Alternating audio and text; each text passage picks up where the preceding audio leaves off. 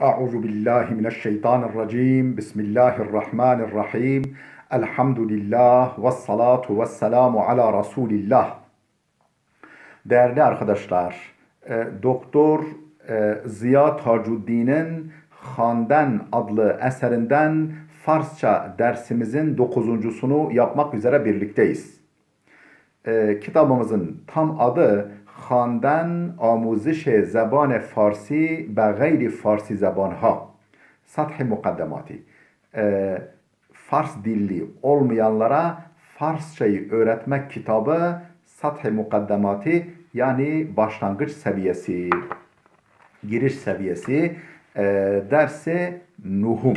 Derse Nuhum'dayız sayfa 24. sayfanın sayfadayız. 9. ders. Ders-i Nuhum 9. ders. Zene hanedar. Ev hanımı. Zene hanedar. Zen hanım. Hanedar ev hanımı. Pervin müteahhil est.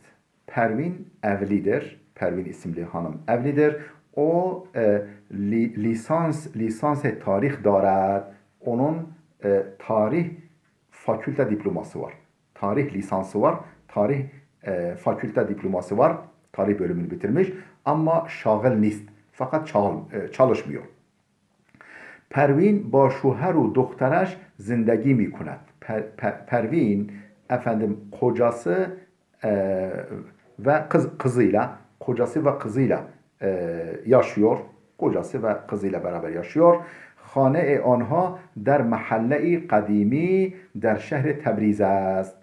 Hane anha onların evi der mahalle-i kadimi eski bir mahallede der şehri Tebriz است. Tebriz şehrinde eski bir mahallededir onların evi. Pervin her روز کارهای زیادی انجام میدهد. Pervin her gün çok sayıda iş yapıyor.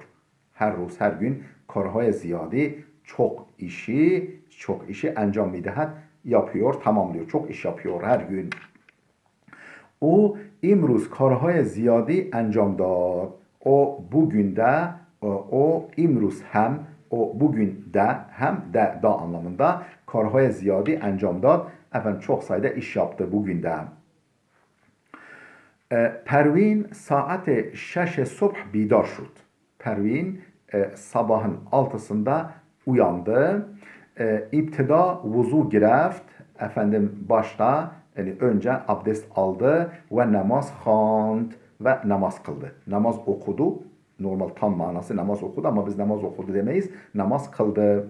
Ba'd çay durust kerd. Sonra çay yaptı. Çay durust kerden çay yaptı, hazırladı. Ve sufre-i subhane ra pehn kerd ve kahvaltı sofrasını serdi. Pehn yani geniş yaptı yani serdi anlamında. O başuhereş subhane khort. O kocasıyla beraber kahvaltı yaptı. Şuhereş az o xudahafızı kerd ve besere kar reft. Şuhereş kocası az o ona xudahafızı kerd. Ona Allah ısmarladı dedi. Yani onu Allah'a ısmarladı. Onu yani ona Allah ısmarladı dedi ve besere kar reft ve işinin başına gitti. İşine gitti o. O 1 kilo sebzi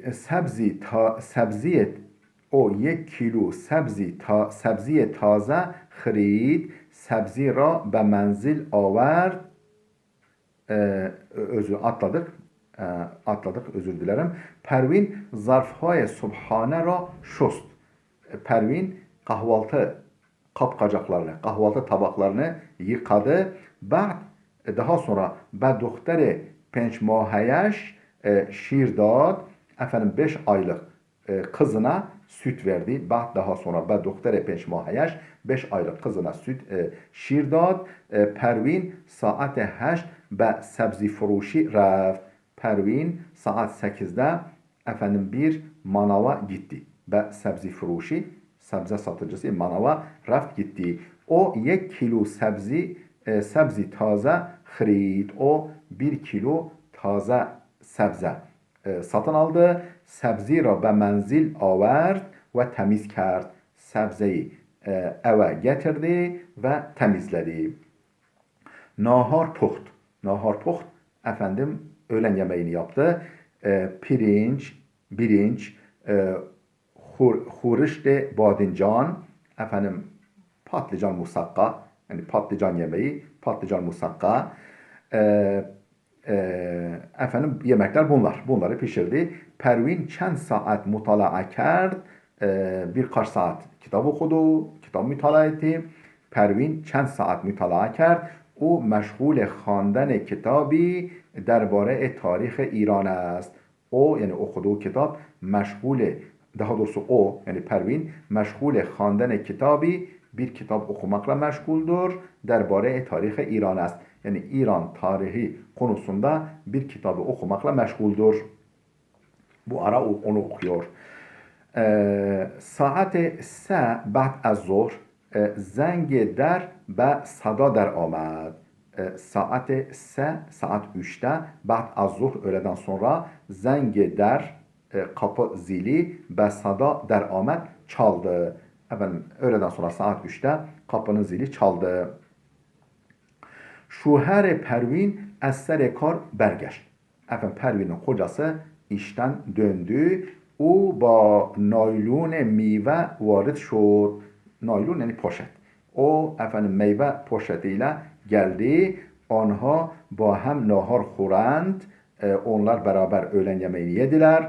Asır yani öğleden sonra ikindileyin. Pervin hemrah ba doktor u şuheraş.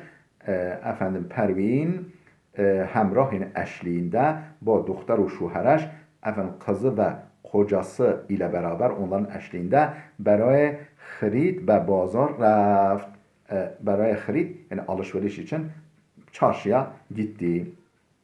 Pervin yek damen xrid. Pervin bir etek satın aldı. Şuhereş yek cuft kefşenu xrid. Şuhereş kocası yek cuft bir çift kefşenu yani ayakkabı xrid satın aldı. Anha şam ra der menzil peder u mader Pervin khurdand. Anha onlar şam ra akşam yemeğini der menzil peder u mader Pervin Pervin'in yani hanımının efendim babasının ve annesinin evinde akşam yemeğini khurdand yediler. Pervin ba'd az şam Pervin akşam yemeğinden sonra ben madereş kumek kerd annesine yardım etti. O heme zarfha ra şust o bütün kapkacakları, tabakları yıkadı. Elan yani şu anda saat yazdı şebest. Saat akşamın 11'idir. Pervin yek ruzi purkar diğer Pervin yek ruzi purkar diğer ra puşt ser guzar. Pervin yek ruzi purkar diğer ra çok işli yani çok dolu işle dolu bir günü bir başka günü puşt ser guzar geride bıraktı. Parçamızı okuduk. Şimdi alıştırmalarımıza geçiyoruz. Derke matlap. Konuyu anlama. Konunun amacını, anlamını derk etme, anlama. Der murabba'i dürüst, doğru karenin içine alamet-i zarb der buguzarit, çarpı işaretini geçirin, yerleştirin. Birincisi, Pervin qabl az nahar çı kari encamdı? Pervin öğlen yemeğinden önce ne iş yaptı? Ne iş yaptı? Mutalaa kert, kitap mütalaa etti. Ben madereş komek kert, annesine yardım etti. Tabi annesine henüz gitmemişler değil mi? Akşam gidiyorlar. O zaman ne diyeceğiz? Mutalaa kert, kitap okudu. 2. Pervin ba çi kesi zindagi bikunet? Kiminle yaşıyor? Pervin kiminle yaşıyor? Ba şuher u ferzendeneş, kocası ve çocuğuyla ba valideyneş, anne babasıyla, valideyniyle hangisi doğru? Elbette ki kocası ve çocuğuyla. Üçüncü cümlemiz şuher Pervin kudam kar ra qabl az nahar encam dad. Şuher Pervin'in kocası kudam kar ra hangi işi qabl az nahar yani öğleden önce hangi işi yani öğlen yemeğinden önce hangi işi encamdat yaptı? Pak kerdene sebze yıkamak, yani temizlemek. Hırideni meyve satın almak. Meyve satın almak. Meyve satın aldı zavallı. Ali boş gelse olmaz. İçeri almazlar belki. İşin esprisi arkadaşlar. Şimdi 3 tane resim var. Diyor ki kudam şekli durust. Bu resimlerden hangisi doğru ve kudam yek nadurust است. Hangisi yanlış. Doğru olanın altına dürüst kelimesinin baş harfi olan D'yi yerleştiriyoruz. Yanlış olanın yerine altına nadürüst kelimesinin baş harfi olan nun harfini yerleştiriyoruz. Onu kendiniz yerleştirirsiniz değerli dostlar. Dustur. Dustur yani kural kaide. مانند مثال cümle بسازید. Manende misal cümle بسازید. Yani örnekte olduğu gibi cümle kurun. Örnek yok tabi burada. Örnek yani bazı kitabımızda öyle şeyler oluyor ama örnek yok. Şimdi ne yapacağız? Efendim 3 tane dikdörtgenimiz var. Her birinde bir takım ifadeler var. Uygun olanları birbiriyle iliştirip yani anlamlı bir cümle oluşturacağız. Mesela zene hamile. Zene hamile, hamile kadın ne diyeceğiz? Der bimaristan, hastanede zayman kert, doğum yaptı. Hamile kadın, zene hamile der bimaristan, hastanede zayman kert. Zayman doğum, kerden, zayman kerden doğum yapmak. Mihmanha, mihmanha misafirler. Mihmanha az sahibkhane teşekkür kerden. Mihmanha az sahibkhane veya sahibekhane teşekkür kerden. Efendim ev sahibine teşekkür ettiler. Misafirler ev sahibine teşekkür ettiler. Men ve khaherem, ben ve kız kardeşim der yek hotel buzurg, der yek hotel buzurg kar mikunим. Efendim ben ve kız kardeşim büyük bir otelde kar mikunим çalışıyoruz. Emir Rıza, Emir ve Rıza isimli iki şahıs ber esere tesadüf yani kaza sonucu, tesadüf burada kaza demek, trafik kazası, kaza sonucu zahmi şudand, yaralandılar. Zahmi şudand, yaralı oldular, yaralandılar. Pervin isimli kadın ba maşine şahsi makinas aracıyla yani arabasıyla musaferet mikunet yolculuk yapıyor. Müdire karhane karhane fabrika demek. Müdire karhane yani bizim Türkçemize geçen maalesef çok kötü bir anlama intikal etmiş. Kelime anlam kaymasına uğramış. Müdire karhane iş yeri yani fabrika müdiri derbare hukuki kargeran, karger işçi demek. İşçilerin hukuku konusunda, işçi hakları konusunda sohbet kert, konuşma yaptı.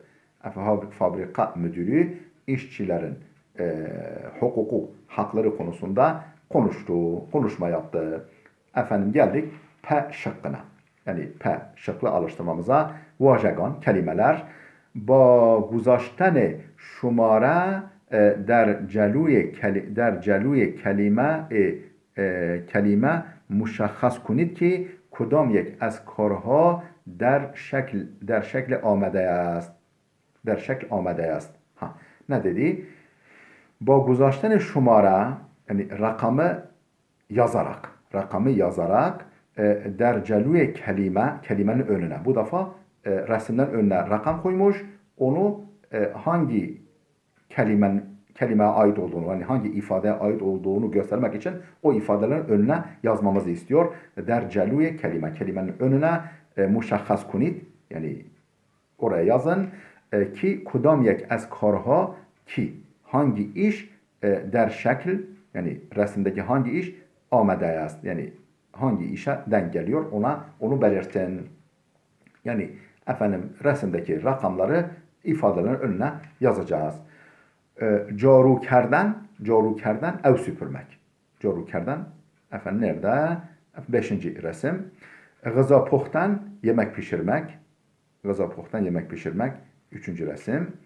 Efendim sofra rapeh kerden sofra açmak, sofra sermek. Sofra rapeh kerden çay demkerden çayı demlemek. Belli zaten. 1. resim. Hammam hammamkerden banyo yapmak. O resim burada yok. Çünkü bakınız 1, 2, 3, 4, 5, 6, 7, 8, 9, 10 tane ifade var. Halbuki burada kaç tane resim var? 6 tane resim var. Demek ki bazıları yok. Hani bizi sanıyor. Bizi saf yerine koyuyor. Hani buna bilmez diye. Nasıl bilmeyiz ya? Böyle arada espri de yapalım değerli arkadaşlar. Hammamkerden banyo yapmak. Zarfha şustan, kapkacakları yıkamak. Az mihman pezirayı kerden, az mihman از mihman pezirayı kerden misafir kabul etmek. Az mihman pezirayı kerden misafir kabul etmek. Mutalaa kerden kitap okumak. Televizyon temaşa kerden televizyon izlemek. Ve gülha abdadan güllere, çiçeklere su vermek. Ve gülha abdadan. Dersimiz burada bitti değerli arkadaşlar. Gelecek dersimize kadar Allah'a emanet olun.